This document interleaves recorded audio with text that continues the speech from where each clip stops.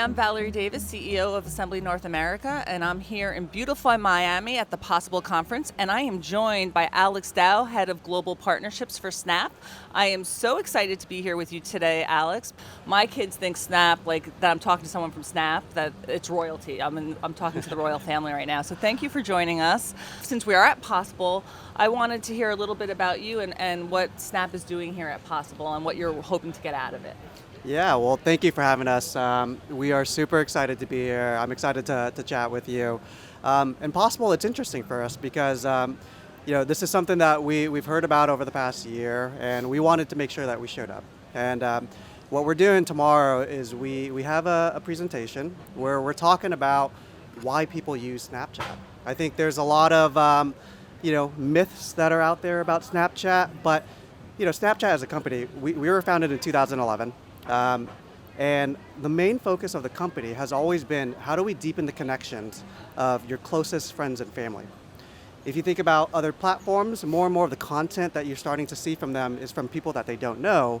We've made the opposite decision. We decided to double down on the people that you do know. We believe that relationships matter. We believe that connections matter. And because of that, the really interesting thing that we saw too is we've commissioned a number of studies that says Snapchat's the happiest place on your phone. And the answer is really simple, because you're spending time with your friends and family. Our community has grown to over 800 million globally. Over the last 5 years, that number's grown by 10 to 20%. So we continue to get more and more people coming because I think people are just feeling the need for more connections. And in the absence of in-person connections like this, Snapchat's the next best thing. Awesome.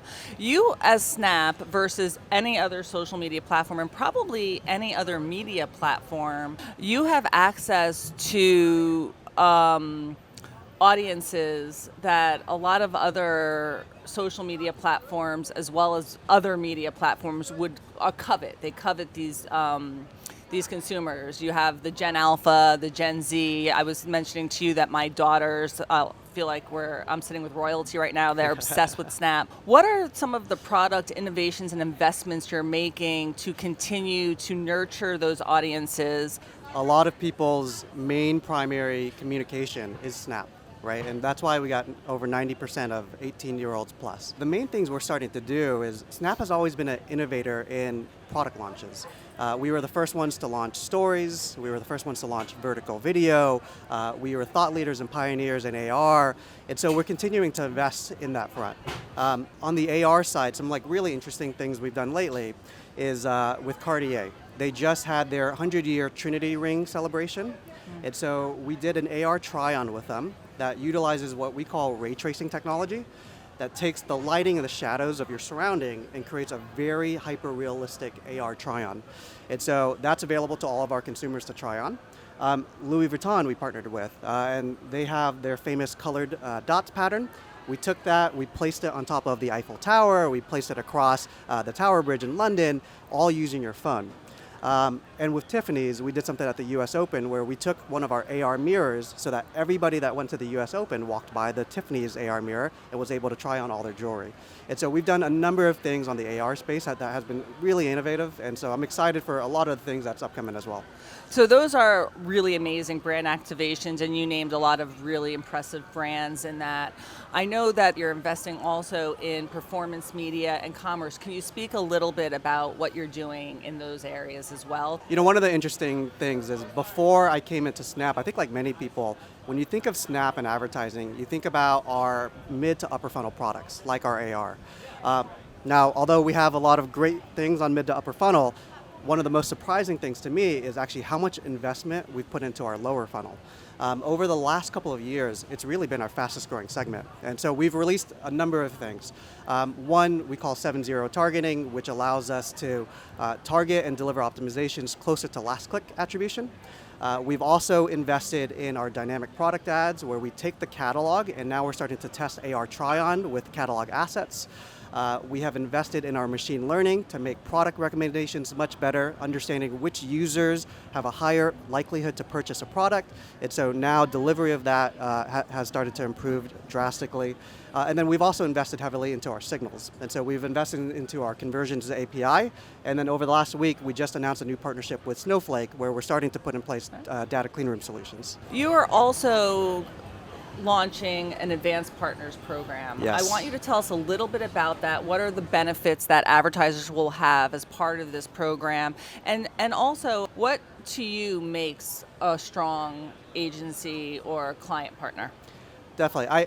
I'll start with the latter because I do think partnerships is really in the definition of the name, where it's mutual benefits for both. It's not about one party having an advantage over another party. It's around how do we align the right incentives, how do we provide value to both parties, and ultimately, how do we provide value to our joint customers. And so that's what we really look for as we deepen our partnerships is like, let's make sure we have the relationships, the commercial agreements, we have the right connections, and we're building for the objectives of our clients together.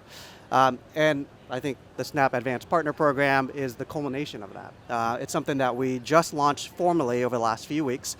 We had it in pilot over the last year, and some of the benefits that our partners get is we get whoever's involved in the program access to Snapchat Plus, which is our premium consumer product that now has over 7 million people.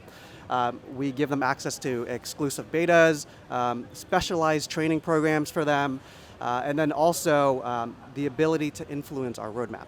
And so we have product councils where they'll meet with people across measurement, API, platform, brand safety, every topic you can think of that can help us really shape the way that our ad platform should be in the future. And so it's something we're excited about launching and then expanding more in the future. Amazing. So you talked about some of the investments and you talked about AR and then you talked about this partner program that is going to help drive some of the roadmap. What currently is on your roadmap that maybe you haven't spoken about today? I'll give a little teaser because we do have new fronts coming up in a couple of weeks. Well, we look forward to them. We'll have some exciting things at the new fronts, but some things you could expect from us are going to be related to investments we're making with generative AI. Awesome. Also, investments we're making in terms of making sure that our AR and our lenses are showing up everywhere. And then over the last year, we've launched a number of takeover products like our first story, first commercial. Expect more to come on our takeover products and an expansion of that too. Amazing. I'm going to have one parting question for you on what you think advertisers should be thinking about in 2024. What advertisers should be thinking about in 2024, of course, in addition to making sure they have all the right signal setups and everything and foundational structure, is just diversity of their investments. I think over the last couple of years, as we've seen signal loss, the tendency has been, hey, let's just make sure we focus on the biggest channels, we have the right signals there. These other areas can kind of wait. But I think as we head into next year, the strategy is going to be like, how do we diversify? How do we differentiate? How do we make sure that we have the right signal quality across different publishers and platforms so that we truly are taking advantage of audiences that we can't find anywhere else? Because if people are spending their time on platform A or B and you're not showing up, then it's just a missed opportunity for the brand. Amazing. I can't agree more. With cookie deprecation, signal loss has been the talk of a lot of our meetings with our clients. So when you solve for it, let us know. No, just kidding. Well, thank you so much, Alex, for joining us here at Possible at our Content Cabana. We really appreciate it, and we hope to have you back soon. Awesome. Well, thank you for having me. It's a pleasure being here. All right, thanks.